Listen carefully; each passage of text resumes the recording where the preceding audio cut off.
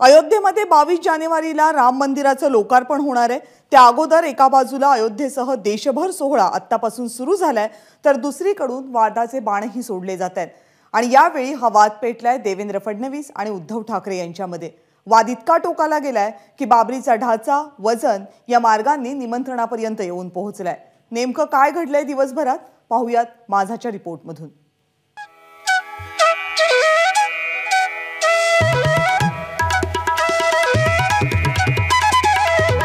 22 जानेवारीला अयोध्येतल्या राम मंदिराचं उद्घाटन आहे। सोहळ्याची जय्यत तयारी सुरू आहे। अयोध्या नगरी गजबजली आहे, पण महाराष्ट्रात मात्र यावरून राजकीय आरोप प्रत्यारोपांना ऊत आलाय।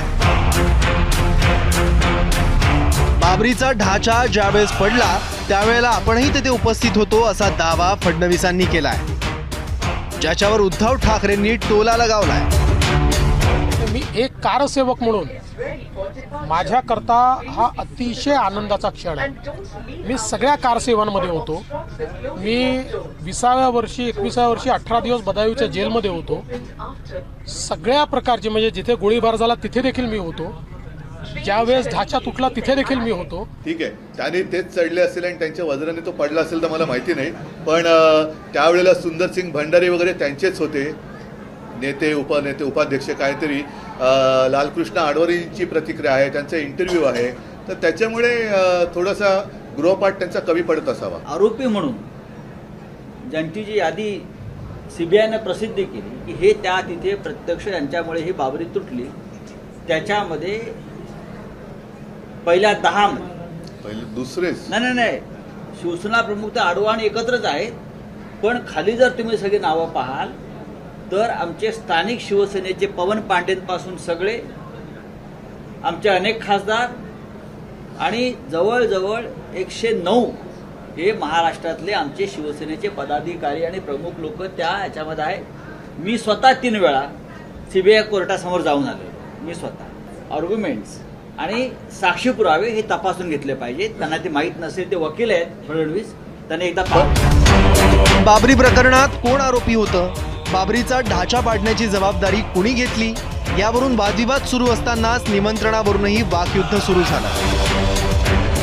साहेब, कोणाला निमंत्रण आहे कोणाला माहीत नाही, पण आता मी प्रेसमध्ये वाचलं की उद्धवजींनाही गेलाय, पवार साहेबांनी गेलं, मला माहीत नाही, खरं खोटं माहीत नाही। आणि मला असं वाटतं, मी पुन्हा सांगतो, निमंत्रण येऊ का न येऊ, राम मंदिराचं उद्घाटन होत आहे। जो हिंदू आहे त्याच्याकरता तो आनंदाचा क्षण आहे। माझ्याकडे निमंत्रण अजून आलेलं नाही, पण एक सांगतो तुम्हाला, अयोध्येमध्ये राम मंदिर होणं ही आनंदाचीच गोष्ट आहे आणि त्याच्यासाठी शिवसेनेने सुद्धा खूप मोठा लढा, संघर्ष हा केलेला आहे। स्वतः शिवसेना प्रमुखांचा सुद्धा मतदानाचा अधिकार त्यावेळेला राम मंदिर आणि हिंदुत्वाचा प्रचार केला म्हणून हिसकावून घेण्यात आला होता। राम मंदिर उद्घाटनाचा सोहळा हा धार्मिक नसून राजकीय झाल्याची टीका ठाकरेंनी केली। राम मंदिर ही कुणाची खासगी प्रॉपर्टी नसल्याचंही ठाकरेंचं म्हणणं आहे। काही लोक अशा लोकांसोबत आहेत की ज्यांनी रामाच्या अस्तित्वावर त्या ठिकाणी प्रश्नचिन्ह निर्माण केलं होतं। राम होते का, त्यांचा जन्म झाला होता का, असं विचारणारे लोक होते।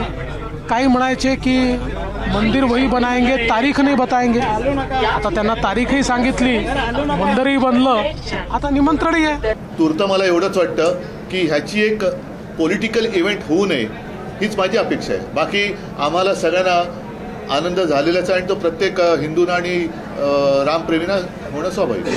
अभी इतना ही बाकी है कि 22 तारीख को बीजेपी की तरफ से ऐलान होगा कि हम प्रभु श्री राम को ही चुनाव में खड़े कर रहे हैं।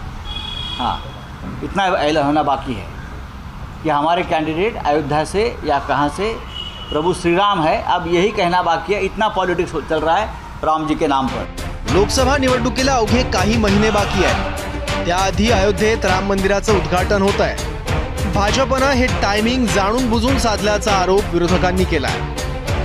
राम मंदिराच्या उद्घाटनापर्यंत हे आरोप प्रत्यारोप असेच सुरू राहणार आहेत। ब्युरो रिपोर्ट, एबीपी माझा। एबीपी माझा, उघडा डोळे बघा नीट।